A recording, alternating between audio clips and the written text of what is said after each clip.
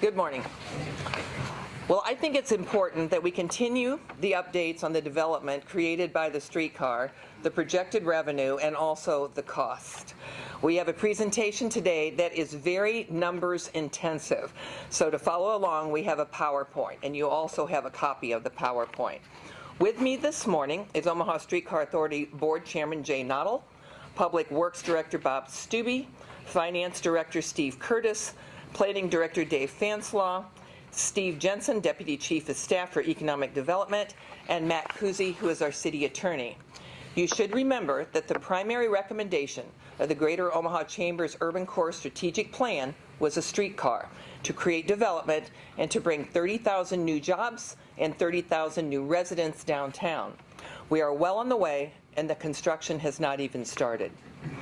Development in Omaha's urban core, and particularly in the streetcar corridor, is far exceeding estimates, and it continues to accelerate. By the end of this year, more than $1.3 billion in new development is expected to be underway, which will generate even more revenue than necessary to pay for the streetcar. By comparison, MuniCap's independent analysis projected a more conservative $2 billion over 15 years, which generated $608 million in revenue, well above the initial cost estimate. The updated estimate, prepared by the city's finance department, has grown to $3.9 billion over the next 15 years, nearly double the MuniCap's estimates. This results in a minimum of $940 million in revenue, also greatly exceeding the amount necessary to build the streetcar. The revenue is generated by the increased TIF paid by the developers. The streetcar will not be paid by increased taxes. The new development includes New Style, the Duo, the 700-unit apartment building in the former Central Park Plaza Towers. Developer Todd Hestead attributes the Duo specifically to the streetcar. This slide shows 26 approved and pending projects along the corridor that will generate that $1.3 billion by the end of this year. You also have a copy of this of this chart in your packet. It includes development announced in 2022, 23, and this year, including residential and commercial property and the Mutual of Omaha headquarters that is already under construction. Projects listed as numbers 1 through 11 are in various stages of planning and approval, and they will be announced in the coming months. The streetcar has always been about encouraging the opportunity for development. The pace and value of this new development demonstrates the streetcar is already successful. Along with the increased development and revenue, we also have new higher cost, which is not unexpected. The initial bond cost estimate of $306 million was based on the 2-year conceptual design, or really 0% actual design. Knowing then that the cost would increase, we asked for, and the City Council approved, $440 million in bonds. The updated estimate at nearly 90% design now includes information including the specific locations of underground water, gas, electric, and sewer infrastructure, the cost of the cars, and the number of stops and locations and their designs. The initial route has been modified. The Farnham and Harney Street bridges over the Interstate 480 have been redesigned for pedestrian and bicycle safety, and the location and design of the vehicle maintenance facility has been now completed. This information is included, all of that is included in the updated cost estimate. The Omaha Streetcar Authority hired Krebs Corporation to review the project cost. Krebs specializes in large transit and transportation projects to provide an independent analysis estimate. They estimated the cost of the streetcar construction, MUD water line replacement, city sewer reconstruction, and replacement of the bridges. Other cost estimates were prepared by OPBD for electrical service. HDR estimated the cost for MUD gas line replacement, street right-of-way and easements, and professional services. And the Streetcar Authority has already accepted the bid for the cars. The updated 2024 estimate is now $389 million. This number, referred to as the streetcar bond amount, represents the cost to be paid with the revenue that is created by the development. The bond estimate remains far below the $440 million in bond authorization. There are additional costs, however, that will be paid by other partners who benefit from the streetcar. The estimated streetcar construction cost is now $206.7 million, which is up 18% from the original estimate. Originally, it was $176 million. So I want to repeat that. The estimated actual cost of streetcar construction is $206.7 million. The increase is comparable to the 20 to 25% increase in general construction cost in the industry since 2021. So otherwise, all construction costs have been going up. We knew that the initial estimate would be higher than when we completed the design, but it remains easily within our cost range. The taxpayers will not be paying for the streetcar. There will not be a tax increase, and the streetcar will not put the city into debt. The majority of the cost increases are for subsurface utility and sewer systems and the complete replacement of the Farnham and Harney Street bridges. The estimate for MUD gas and water has increased from our original estimates from $10.6 million to $43.3 million, which includes replacing nearly 80% of the water lines and about 50% of the gas lines along the route. OPPD's cost to add electrical infrastructure have also increased by $30 million from original estimates. OPPD must increase its capacity to serve the nearly $4 billion of development coming to the corridor. The cost to rehabilitate the 100-plus-year-old city sewers along the corridor has also increased to approximately $49 million, and the original estimates were $11.2 million. So you can really see how from the original estimates, the actual estimated cost right now have grown to be higher than the original.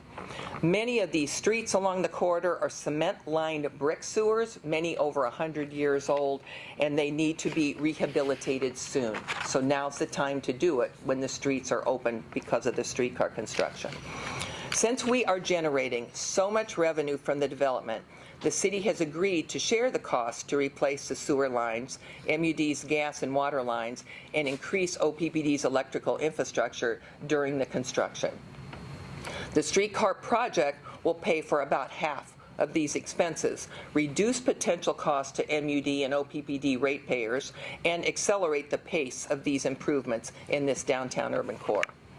This will avoid the disruption of future repairs and replacements that could impact streetcar operations, and it will definitely be cheaper to do now than to wait and do it in the later years. MUD and OPPD will pay the balance of their cost and the majority of the sewer costs from the Sewer Maintenance Fund.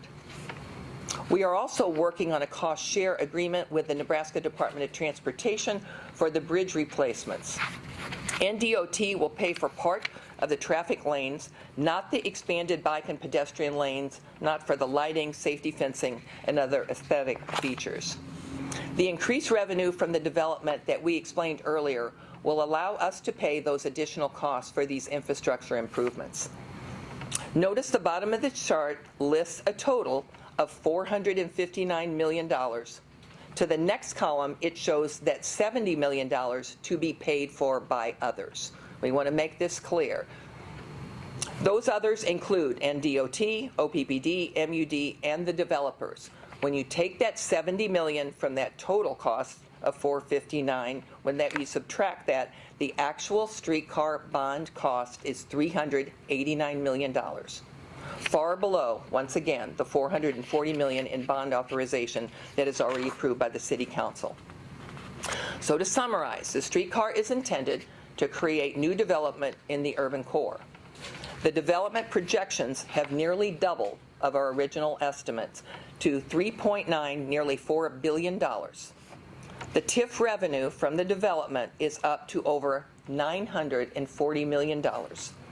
The updated streetcar bond cost is now $389 million, well below the authorized amount of $440 million. The projected revenue from the development is so significant that the streetcar can pay for more than 50% of the inevitable cost to upgrade water, gas, power, bridge, sewer infrastructure up front right now while we're doing the streetcar at a much lower cost, which will save money for the taxpayers and the ratepayers.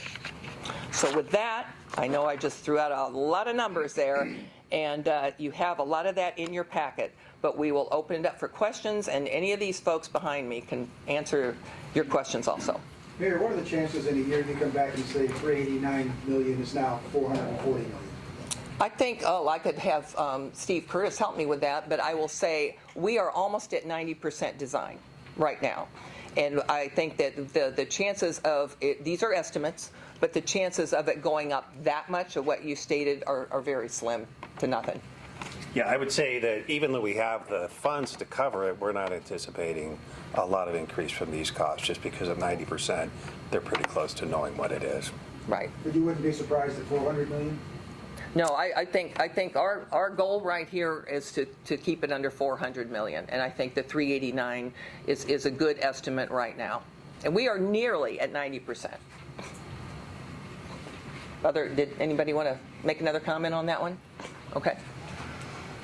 Other questions? So you're saying that the city's cost is 389, but the total is 459? Well, what we're trying to say is there is a lot of aging infrastructure in this corridor. And we have been working with OPPD and MUD, and it makes a lot of sense that when these streets are opened up to build the streetcar, to replace those now. Originally, the estimates were just those water lines and infrastructure that were basically within a certain area under the track and within, what was it, like 3 feet or 3 yards or on either side. But since the streets are opened up and there's so much aging infrastructure, it makes sense to do these now. So there's a lot of additional utility work that is going to be done.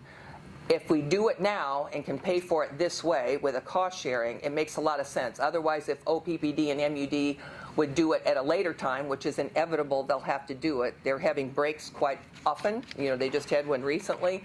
Then that cost would be passed on to the ratepayers. So it just makes a lot of sense to get these things done at this point in time. Steve Jensen, do you want to add? Because Steve and I are the ones that are out there on the road doing the streetcar presentation, and we kind of team together answering these things. Do you have anything to add to that, why it's so important to get these other infrastructure projects done now? Sure. I mean, I think the mayor has talked about the MUD improvements and the fact that as they looked at this, they've increased some of the work that needs to be done. But again, it is a matter of trying to get ahead of these issues, get them out of the way, so we don't have to come back and do it later. One of the key things, I think, is with regard to OPPD. What OPPD told us is we could get by with a very small number of changes to our system that are directly related to the streetcar. But they also said we're going to have to increase the capacity we have within the entire urban core area due to all of the development that's coming. And so they said if we only do this minimum amount of work now, we can tell you right now we're going to have to come back later. We're going to have to tear up tracks. We're going to have to shut down the streetcar. We're going to have to build new vaults and new duct banks. If we could do all of that work ahead of time and get it out of the way so we don't have a problem with the streetcar, it would be beneficial from a cost standpoint. It would be beneficial because we would now be ready to support all of that new development. So we've worked very closely with OPPD in particular to try and figure out how to make all of that work. And so the idea was once we've got this opened up and we've torn it up and we're doing all this other work, we also decided to do the work on the sewers, and Bob can talk about that. But the idea was let's get this out of the way now because it's never going to be cheaper or easier than today. How much more does the city have to pay for the utility work now? The utility work is included in the 389. The utility work, the cars, it's all included in the 389. When you see the number that is up on the screen of the 459, that includes 70 million from other partners, OPPD, MUD, developers. So we wanted to say that the total project with all this other additional work is that higher number, but the streetcar number is 389. That's what we're saying. The other $70 million does not come from the city. It comes from other partners. We have been negotiating or talking back and forth with MUD about picking up the tab. I'm just asking how much more are we paying now than those original numbers? Oh, I mentioned that before. You want me to look it up and repeat it again? Because from those original numbers, do you have that on the tip of your tongue? Well, yeah, I mean, what MUD, when the advanced conceptual engineering work was done, the estimate from MUD was about $10 million. When we talked with them again last year, the estimate had gone up to about $20.5 million. And now that we have the full design and have been able to really break down what needs to be done, the cost estimate between the water done by Krebs and the gas done by HDR comes up to $43.3 million. So there's been a big increase in the work done on the gas and water lines, but again, MUD's goal was to kind of get away as much as possible away from the tracks, and that's kind of what we're doing in the whole corridor. Mm-hmm. And so some isn't directly under where the tracks will be, but it's work that they would eventually have to do anyway. And OPPD's cost to add the extra electrical infrastructure increased by $30 million from the original. So those are costs that they that have agreed. Like I said, the $70 million will be paid by other partners. Our bond cost is $389. What other partners will pay the... OPPD, MUD, the developers, and the DOT. And DOT. Because they will be paying for the bridges, the Harney Street and the Farnham Street bridges. But like I said just earlier, they won't be paying for, say, the bike lanes, the fences, the other aesthetic things that we are doing for it, the lighting, safety fencing. But they will be paying for the bridges. So the partners, OPPD, MUD, and DOT, and the developers. Because remember, we're paying for it with TIF. And it's the development along the route. 3 blocks from the route, 6 blocks from the route. It's that development that is occurring. And we're really happy that we will know by the end of this year, it's $1.3 billion worth of development. And those original estimates said $2 billion in 15 years. And the streetcar hasn't even begun construction. So we know the streetcar is going to be successful because it's already underway. And those other developments that we showed you with numbers on there, those are things we know about that are going to happen. We just haven't announced them yet. So it's well on its way, and it's very successful already. I know you said that there's no increase in taxes, and we've said that all along. But when you have other partners like MUD and OPPD, you don't have control over this, but their payment's going to come from a rate increase more than likely. Oh, you know, they have rate increases every year. That's true, but And we're so- still paying, and that's why- $700 a month for an unfunded mandate that was passed on to MUD. No. What you have from MUD already is an agreement to put in $7.6 million, and that's what Right. they're putting in. And they said when they put that $7.6 million in that it would not require a rate increase for that $7.6 million. So MUD's on record of saying that. OPPD is going to their board today. They're also saying that this will not be an increase in rates for them. So this is work that MUD, OPPD have agreements and would not result in a rate increase due to this work. You just said that they do rate increases. But not related to the streetcar. So if they do rate increases, that's up to their board, but that's not related to the streetcar is what we're saying. Where's Bob? Right here. There you are. Did you have anything to say about these things? Because Bob is Public Works Director and he's been working on this all along. So. Yeah, I guess one of the things that I would add is from the standpoint of sewer revenue fund. I mean, obviously, we put together a rate ordinance, and we did a few years back, but we look at long-term capital types of costs associated with infrastructure that we have. And so when you start looking at aging infrastructure, we build into our rate model to make sure that we've got revenue being generated to pay costs associated with these types of rehabilitation projects that we need to do. Obviously, we don't want to get into a situation where you might have an old brick sewer that ends up collapsing because that has an impact. Obviously, we had one recently at 33rd just west of the Atlas project, and so those have an impact, and we don't want to see those types of impact within that corridor. Mayor, you haven't changed the route or anything, so what do you anticipate the increase in the development? What is causing that drastic increase in the projected development? I think it's just the estimate of what we had from looking at other cities, that a streetcar will be a catalyst for new development, and we knew it would happen here too. But I think the interest in it and the development that is occurring is far exceeding our expectations, is something that's very, very positive for us, and it just shows how this streetcar is going to be successful and how a lot of businesses and developers really want to develop along the route.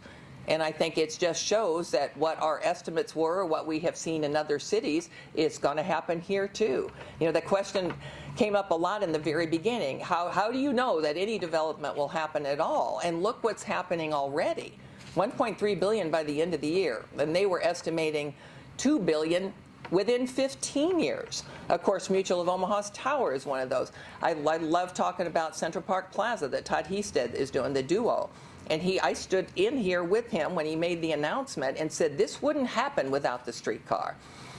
And we always say in our presentation, we give a lot. We talk about right down here on Farnham, right west of where Wells Fargo is, those surface lots there, he owns those.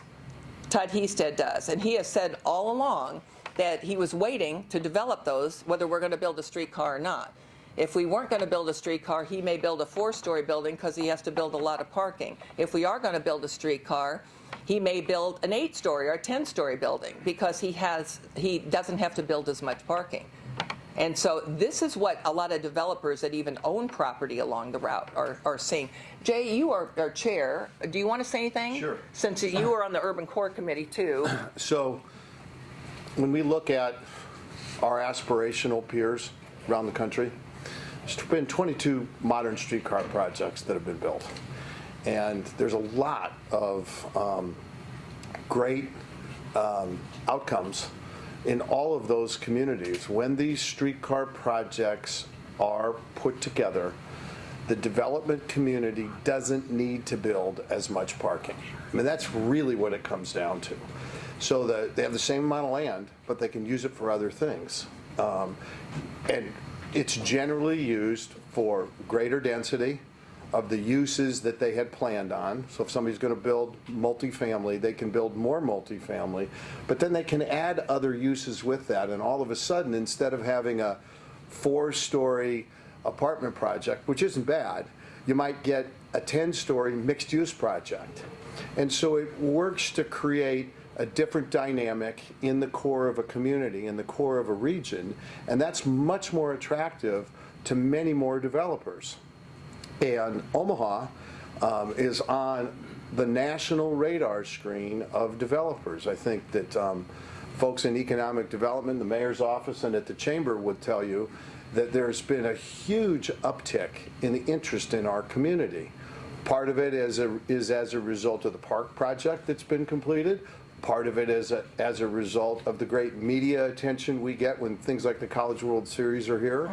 And part of it is because of the forthcoming streetcar project. And all of a sudden, we have a community that is competing with much bigger cities for talent, for jobs, and the developers will follow suit. So it works. It really does. So I just, this is very basic. I want to make sure I understand. The original cost estimate was $306 million. Now it's 459. No. Okay, what's the ACE? Yeah. No, that's not correct. So remember, part of what you're comparing back to, and it kind of harkens back to Tom's question a little bit, is you're comparing to what was, by design, an extremely conservative estimate. Right. So when MuniCap came, they were tasked with be as conservative as you can be. And so they would look at a few years, and we would say, we're pretty sure this project's going to happen. And they would say, well, we don't really see that, so we can't put that in. So now we're taking that model and comparing it to what we actually see occurring, and we're not surprised it's faster. I mean, obviously the streetcar's been, from the development standpoint, very well accepted. But it's driving these much larger numbers that we assumed all along would be there, partly because the number in the MuniCap model was lower than the annual number we've been seeing in the core already. So it gave us pretty good confidence that even without the streetcar, that was growing well, and then the streetcar just accelerated it quite a bit, which is what we're seeing now. So what is the 306 here that's down as the total? Yeah, I think maybe one thing to be clear on, with the 306, the 306, again, back to the advanced conceptual engineering number, was a cost estimate based on just mainly the streetcar. We had some information, as I mentioned a minute ago. MUD said they thought maybe there'd be $10 million worth of subsurface work that they would have to do, but we didn't have a lot of information, particularly about what was underneath the paving and what we would have to do there. And so the 306 was a bond amount, so it was the amount we thought we would need to cover in order to construct it. But as we said, we knew it would go up. We knew it would be more than the 306, and so that's why we asked the council for up to 440 in bond authorization, which they gave us. Now, the 389, once we had a chance to look underneath the paving and really think it through and talk to OPPD and MUD, look at the sewers, talk to NDOT, what we found was that there's about $144 million worth of work to be done, really, and in terms of basic infrastructure, kind of somewhat unrelated to the streetcar, but related in the sense that the streetcar is in that corridor. And so as we worked with MUD and OPPD and NDOT and so forth, we found the cooperation for coming up with $70 million in other funding sources that would help us do that $144 million worth of work right up front, get it out of the way. It will never be cheaper. So we decided, let's just work together and get it done. And so that's really the biggest driver in this cost increase. As the mayor said, the cost increase on the work on the streetcar itself is really pretty small, about 18%. But keep in mind, they're paying. They're paying for a lot of that. They're Well, paying $70 million. That's another question I wanted to ask about. When you say they, so there's this column that says paid by others. Right. Correct. OPPD, MUD, NDOT, and the developers. Right. And so, except for NDOT, that money's all coming from Omahans, right? I mean, others are Yes, the other same people sources. that pay city taxes, right? We're just paying MUD. But it was work they were intending to do. Anyway, it's work they need to do anyway. It may have already been included in the rate Right. estimates. Is right. it work they would have done without the streetcar? Yes. Much of it, Yes. Well, sooner than later, not 5 years down the way, Cindy. I mean, it's 120-year-old sewers down here that are having a lot of issues. So they need to be redone. And they need to be redone sooner than later. I just I'm would- following you, but I'm listening to following Chris right on now. the numbers up Okay. there. Let Chris finish. Jeez, you brought me into it.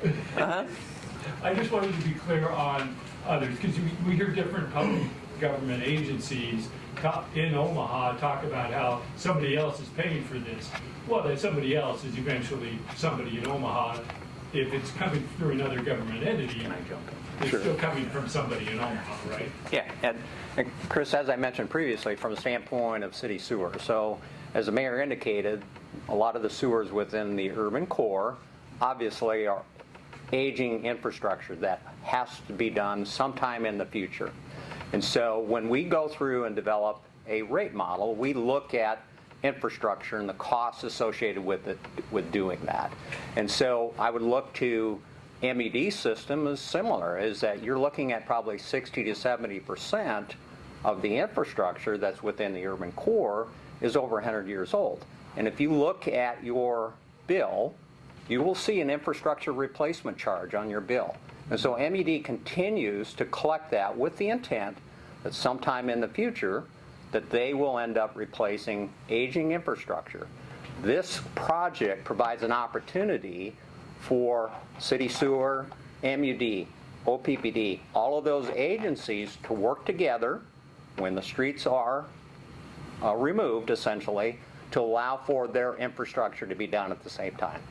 So that's the coordination that takes place. Public Works does any type of a project, whether it's a street project, sewer project, bridge project, or whatever. We're always coordinating with the utility companies to make sure if they have something that needs to be done, they can do their work in concert with the larger project. Because it's beneficial to the ratepayers to make sure that they get that work done in concert with a larger project, because then they don't have to bear 100% of the costs associated with that. And it doesn't make sense for us to tear the streets up, rehabilitate them, put them back together, and then have within a year or 2 or 3 or 4, MUD or OPPD need to come in and tear the streets up again at a higher cost. because we know those costs of construction are going up rapidly. So are you replacing more sewers than you thought you were originally Yes. going to? Yes. Well, again, we have sewers that are old, they're brick sewers, and so we're taking an opportunity to actually go in and structurally rehab those particular sewers with this project, because again, you're removing concrete that would eventually have to be done sometime in the future anyway. We're taking advantage of that opportunity now. And where are those sewers? Once again, it's within that corridor that the streetcar will be. And so, for example, Turner Boulevard, you could have sewers that along the alignment of Farnham Street and Harney Street. Will people have fewer sewer backups? No, well, As a result of this? Again, we won't have streets that will be collapsing with a sinkhole. That's the intent. They have breaks a lot. I mean, I think it's just important to know that, you know, the city council approved the $440 million. The updated streetcar bond cost is $389. The revenue has been updated of what will be generated along the streetcar corridor is $940 million. So that's important to remember. There's more than enough revenue coming in to pay off the bonds that we issue, the $389, for us to build the streetcar. And like I said, all the other things that are included in there, the utilities, the cars, the vehicle maintenance facility, the stops, all of those are included. And remember, we did alter the route too. The route now stops at 39th Street. Originally, it's going to go to 42nd Street, but the Med Center is very interested in working right now on bringing the streetcar into their campus. So we stopped it there to let them decide how they want to continue the route. We already have the mayor of Council Bluffs saying, I want it over there too. Let's build a bridge over the Missouri River. And we say, fine, but that's your, you know, if you want to do that, that's fine. But I know you all know that we already applied for a grant also to study bringing the streetcar up north to maybe North Omaha or maybe even onto the airport. So we have already done that, and that's why we changed the end terminus, the east terminus, to 10th and Capitol, rather than bringing it in front of the Arena Convention Center, because it would be easier to take it up north.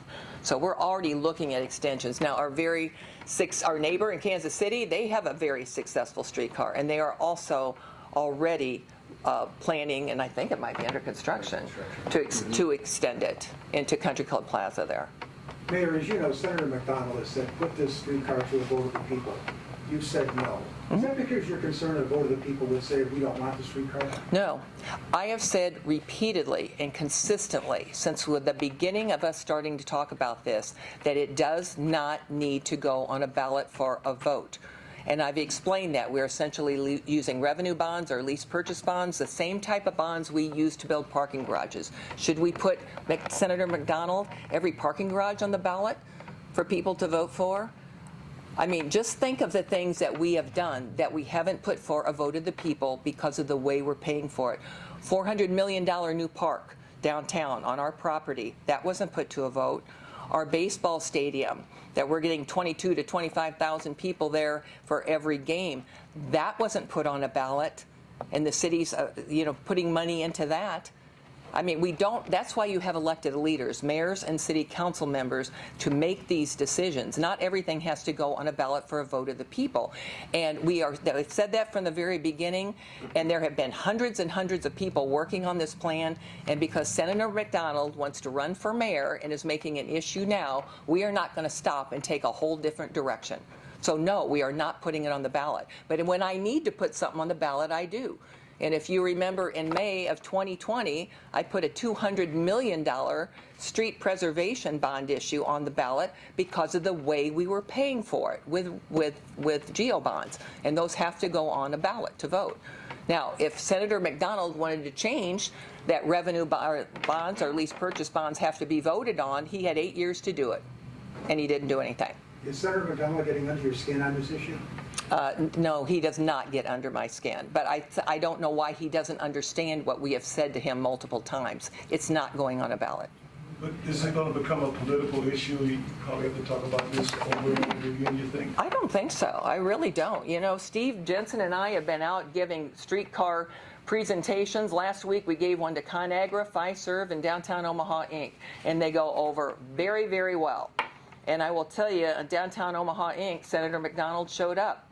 And the first person that stood up to ask a question looked at him and said, "We support it, we endorse it, and Senator McDonald, you better get on board." That's what the first comment was at Downtown Omaha Inc.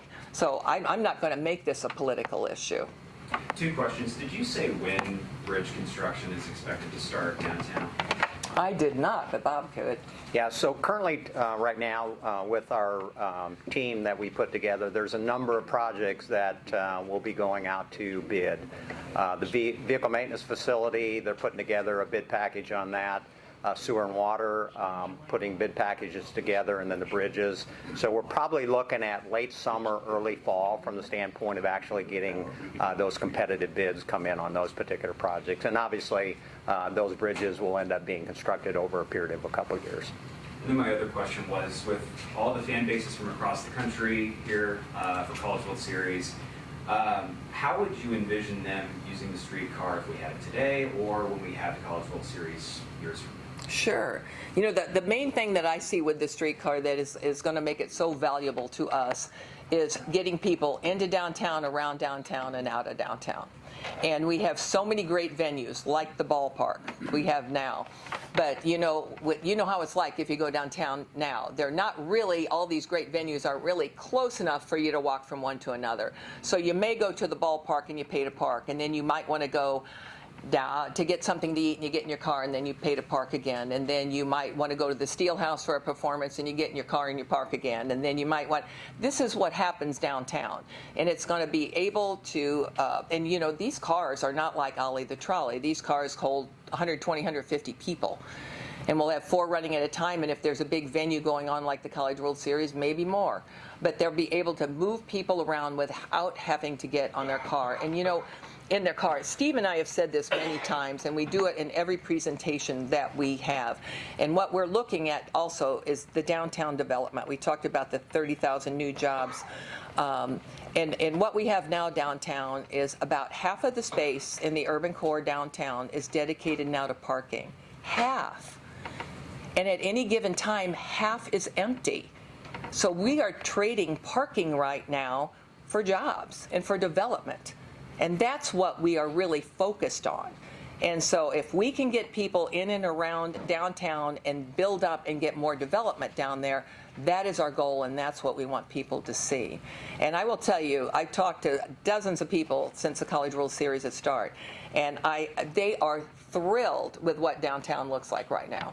You know, the Heartland America Park and Lewis and Clark Landing was not open last year. It opened August 18th. Only the Jean Leahy Mall was open. And now there's just a whole new venue. Even people from the NCAA tell me, we get out every morning and run that park and how amazing it is. And so they are more and more happy with what they see in the development of downtown. I talked to Dennis Pope, who used to run the College World Series just the other night, and he was saying, I can't believe all that's going on around this ballpark. And it was a little stagnant for a while when the park first opened in 2011. And so now, he said this development around here is just amazing. Do you feel like there's a disconnect with people who live here but are living out west or just aren't around downtown as much? Well, I hope not. You know, I hear people say, you know, if I live out west, I may never use the streetcar. Well, but you will if you come downtown. I can almost guarantee it, because you know it's free. There's no cost to ride it. You can hop on and off as much as you want. So somebody like me, I live in Millard. I could bring my car down. I could park at Midtown, because we will buy and own and operate the 3 garages at Midtown. Park my car right there. I could do whatever I want all evening long using the streetcar, and then go back and get my car and go back.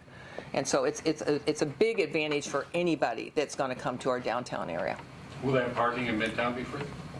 It'll be owned and operated by the city, and Bob Stubbe will answer that question. Yeah. So we don't currently, have free parking for individuals using garages. Obviously, if you're parking outside, you're paying at the meter. The Midtown garages will be essentially the same way. There will be a cost associated with parking in the garages. So if you're driving a vehicle, you're going to park and you're going to pay for it. And that's the advantage of the streetcar, is that you can park in a location south of Leavenworth Street where you got on-street parking, and if you want to walk up to the streetcar, you can take the streetcar for free. So it kind of comes down to where you want to park, how close do you want to be actually to the streetcar. And that's why we build garages a lot. The city will build the garages as long as we can own and operate it. Mutual's 2,200 car garage on the base of their new building, we will buy it and own and operate it, but then we can make money on it. They cash flow for us, and that's how we pay for it. We pay the bonds off with the money that they make. And there's hardly any downtown anywhere that you want free parking, because you have a lot of people working downtown, and if you don't charge something, then those that are working down there all day long are going to park in the free areas, and they might walk blocks and blocks and blocks. So you can't really do that. You have to manage the parking downtown, and that's what Public Works is so good at doing. What's the time frame for construction to begin above ground on the streetcar? Oh, well, shoot, we don't have that slide here, but Steve and I have a slide of where we're at now in design. We are almost at 90% design, so go ahead. Yeah. So as I mentioned previously, there's going to be a lot of underground activity going on. Above ground will be the bridges, the VMF will take place. As far as the streetcar, the rails, most likely it'd be summer, fall of next year that we'll get started on that. And the cars, the Streetcar Authority has approved the purchase of the cars. We got a real good bid on them. So we will be purchasing the 6 cars, moving ahead with that too. These other 11 projects on here, I know the other ones are mostly apartments or housing. Can you give us an idea of what types of development? Not yet, but we will. I mean, we're working with the developers on it. We know that they are going to happen at an approximate value. Along with that is Mutual of Omaha's old site at Midtown. There's going to be some pretty exciting things that will happen there too. So when they are ready to announce it, I'll be with them to announce it. But those are all in the planning stages, and so I think you're going to hear about all of them really soon. Other questions? I have a question maybe for Steve. If we've been talking about 306... 2 Steves. Which Steve? There's 2 Jeff, whoever wants to move with the numbers. Whichever Steve will take it. He's Just the want to say, we have 306 was the original, you said, right? And that is now Concept. 389. that was the Yeah. original concept with no design. Right. Okay. So we have now the 459. What was the original? What's the counterpart? Would it be helpful if we went through this line by line? Quickly. I'm a little bit confused on the same. We'll be way happy as to. Chris, that you have the 459, but we don't know what the original number was. Maybe. Well, I think, sure. I mean, one of the reasons we don't have a comparable number to the 459 is because we didn't know what MUD, OPPD, and so forth, what the sewers look like. We've spent a lot of time doing potholing. I don't know how many 1,000+ potholes to figure out exactly where all the utilities are located and verify that, which has then allowed MUD and OPPD and the city to do the planning and for HER to design the system. So at that time, we didn't know. And so we asked MUD what they thought. They said 10 million. But again, that was just an estimate on their part. Now they know specifically what they have, where it's located, exactly what needs to be done, and that's why theirs has gone up to 43.3 million. Now, their commitment is still 7.6 million, which is what they agreed to in the term sheet with the city about a year or so ago. And they're still at that 7.6 million, and in that term sheet they said it would not cause a rate increase. As I said with OPPD, a little different story. In their case, not much infrastructure needed to move specifically for the streetcar, but what they said was we're going to have to upgrade our infrastructure in the entire urban core because it's not capable of handling all of the development that's coming. So in their case, they said we could wait. We could do a little bit of work now, we could come back later, but we really think it makes sense to get this work done now, get it out of the way while everything is torn up, and then we're prepared for this future expansion and increase in development. So in their case, if you go to the line for OPPD, the 31 million, initially their number was pretty small because they didn't think there would be much that needed to be done. But with this new look at that, what they've said is we'll put about 12 million in. We've said the streetcar will put about 14 million in. The developers will repay about 5 million, so it's on top of the 12. That's where the 17 comes from. And so that's kind of where we've worked it out with OPPD. Like I said, they're going to be advising their board about it today. But they're also going to do additional work beyond what was needed for the streetcar. They have overhead lines in some areas that they want to put underground. So that's a choice on their part. Doesn't have anything to do with the streetcar, but it's in that 70 million number because they're choosing to do that work now and get it out of the way while everything's torn up. So each of those lines has really resulted from a bigger look at it. And as Bob said with regard to the sewers, while you've got everything torn up, we know we're going to have to do this work later. The idea was, let's just speed it up, get it all done now. So that's kind of why the number has changed so significantly, and it's also why those other entities have put money into the project. So Steve, when you go on your trips and talk with constituents or whoever, what's the amount that you use for the streetcar cost? What we have been telling them in the process of those presentations is that the original estimate was 306. We knew it would go up. That's why we asked for an authorization of 440. And we told them that we would give them a number when we had that number. And so that's And today. you're using which number?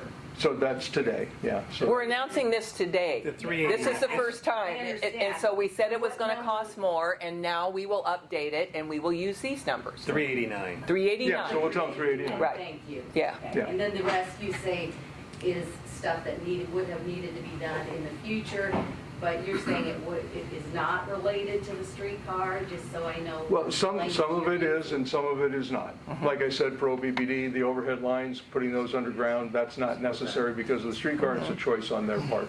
So, and some of the work like the NDOT, the bridges, NDOT had scheduled to change, to update all those bridges in the future. This speeds that up. And so, like I said, we're kind of trying to take advantage of the project and being able to speed up work that would be done later, but at a higher cost. You know, you remember OPPD has already said in the next 10 years they need to double their capacity because of everything going on in this area. So, I mean, they're talking about the new servers way out west. They're talking about the need all over, that they're going to need to double their capacity. So that need for OPPD is not just because of the streetcar. It's and some of it down here is because of of course, of the new development too, because they will all require power. So in that paid for others category, there's 38.8 million by city sewers. Yeah, explain that. What's that? Okay. So I think I mentioned this already, Chris, and so there are sewers in the ground, old brick sewers. Right. Okay? And they're aged, and so the potential is that we're looking at structurally enhancing those sewers so they will not collapse in the future. And so we will use sewer revenue funds to actually hire a contractor, and a lot of that effort is interior. So they'll put in a structural lining actually into the sewer, which essentially enhances the structural integrity of that particular sewer to prevent a future collapse of that particular sewer. And So 38.8 million is that sewer revenue? that would be sewer revenue. So it would be a sewer maintenance cost, which would be a sewer revenue expense. And where does that money come from? So when you pay your bill, Yeah. you send your MUD bill, there's a line on there that says sewer, right? Right.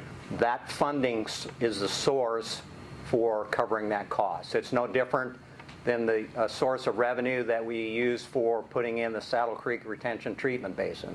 It's no different than the revenue that we use down at our treatment facilities to make those improvements at that location. It's no different than when we do a combined sewer overflow project. That sewer revenue is used to pay the costs associated with that maintenance activity. So that line on my bill is not going to go up? That line on your bill is not going to go up because of the streetcar.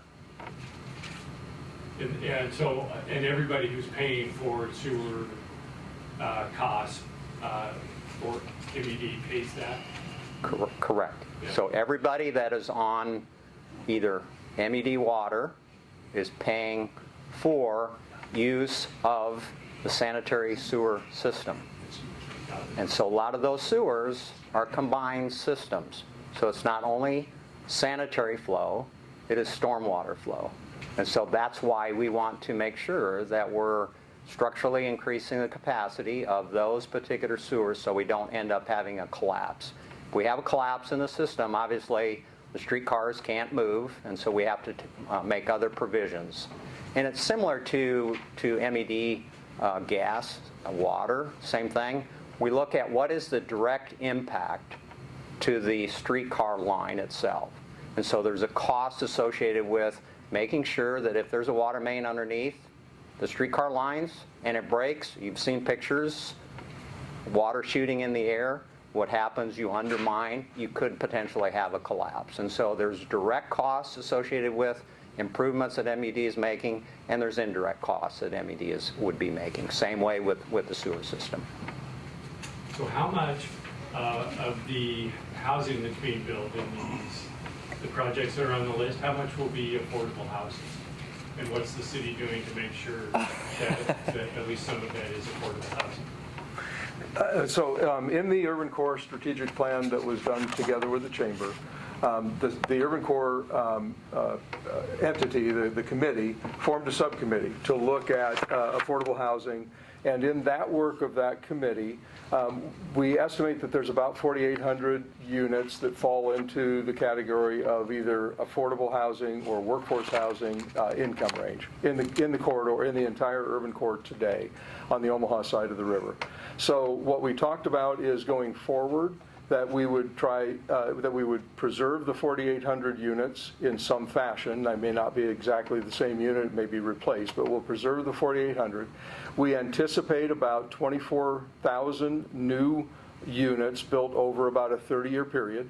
And so what we have in that plan that has been prepared together with the Chamber is that about 10% of those 24,000 units going forward would be for people in the affordable income range, and about 10% would be for people in the workforce income range. Now, with regard to how we're doing right now, there's a project across the street here at the Service Life building that is using low-income housing tax credits. We have other projects like that that's going to add to that affordable housing that's available. We also then, when you look at what Todd Heestand is doing with the Duo, by being able to put so many units in because of the change and with the streetcar, he's able to keep those rent rates down even just with the TIF that he's using. And so he's going to be providing a lot of housing for people in the workforce income range. One last piece, and that is that, as you heard Steve Curtis say, we're going to generate far more money than we need for just the streetcar. So what we're looking at right now, the estimate is that somewhere around 2032, we should be able to spin off an additional $5.5 million a year going forward for really basically 30 years after that, to put toward affordable and workforce housing. So that's kind of where we're at, and the streetcar will help us provide funding that we otherwise wouldn't have to go toward that affordable housing, and it will allow us to build more units, and because you can build more units, you can help also keep that cost down. Are you comfortable with knowing what we're talking about when we say affordable and workforce? Because it's dependent on. I have to look it up every time. Do you want to just quickly, the difference between how we look at affordable and workforce housing? Well, yeah, I mean, affordable, the federal definition, 60 to 80% of average median income, area median income is considered affordable income range. About 30% of your income going toward housing is considered affordable.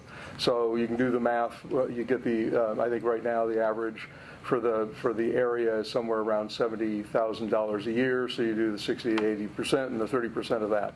You do for the workforce housing, it's 80 to 120%, and so you go through the math and calculate that. So those are the general numbers and how you would define, from a federal standpoint, the definition for affordable and workforce housing. Because I do get the question from people saying, well, that's not affordable for me. But the definition is based on the median income of the area that you are in. So, While we're talking about downtown development, any progress on a grocery store for downtown? I think so. That's not a good answer, is it? No, there's, I know it. Well, I will say, no, there's several developers working on it with projects that are already underway. But, the deal is not done yet, and they're very close, so I'm not going to be the one to say, yes, I think there might be this at this site. So I will wait until those developers have landed the deal, and then I'll be happy to be there with them to announce it. But that is a priority. But isn't a lot of this development as far as housing and that, isn't that sort of contingent on having amenities like a supermarket downtown? Yeah. I would say Dave, Dave from planning. It's that simple, yes. Yeah. The more rooftops, the more people you have downtown, Right. then the services will follow. There's actually some formula that I don't know, maybe you know, that you have to have so many residents that would support a grocery store, right? Yeah. You know that, and we're there now. Each food store chain, and even smaller local proprietors, they all have a little bit of a different formula.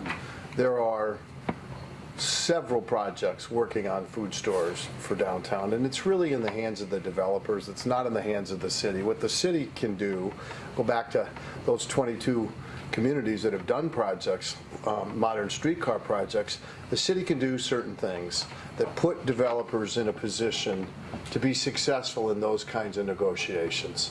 And the city's done their part. Clearly, because there are, as I mentioned, a number of developers talking to a number of different food stores. Now, it's not likely there'll be a whole handful of food stores right away, but one or possibly two located in the right spots so that they're convenient and easy to get to is in the not terribly distant future. I'm very comfortable saying that. Any other last questions? This has been a long one, I know. All right, thank you all. Thank you very much for being here.